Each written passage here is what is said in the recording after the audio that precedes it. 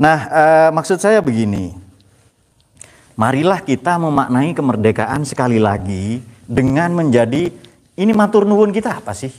Terima kasih kita ke leluhur kita itu loh, ke mbah kita. Kan para pejuang ini mbah-mbah kita. Apapun agama mereka. Ratusan tahun loh ya.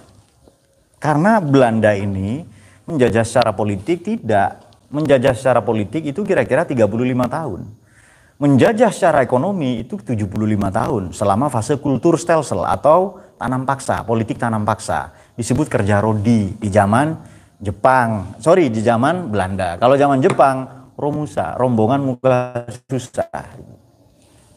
Ada Romli juga rombongan liar. Matur nuwun kita ke para leluhur kita, ke mbah-mbah kita apa? Kita menjadi umatan wasaton, menjadi khairu ummah, menjadi umat terbaik. Pak, saya belum ngerti umat terbaik itu caranya gimana, Pak? Nah, kalau belum ngerti di surat Balad sebagai penutup, Bismillahirrahmanirrahim, falak tahamal aqobah di surat Balad ayat 11 sampai 13 sampai 16. Sampai 17.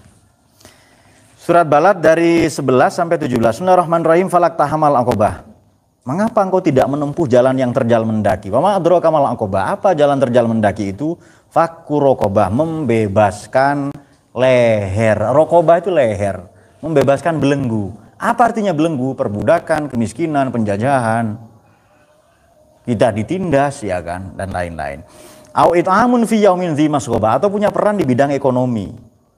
Yatiman za makrobah, punya peran di bidang sosial. Au miskinan za matrobah, atau punya peran di bidang antropologi, menolong masyarakat miskin, tertindas, tersisih.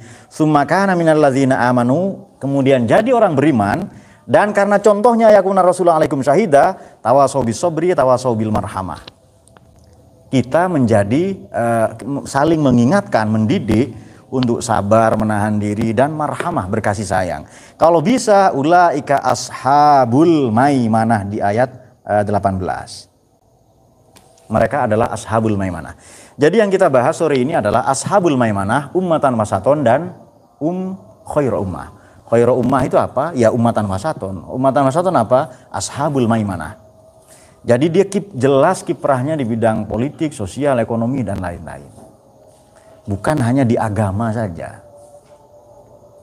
Coba kalian sedih nggak melihat Palestina begitu? Tidak akan bisa beragama dengan baik.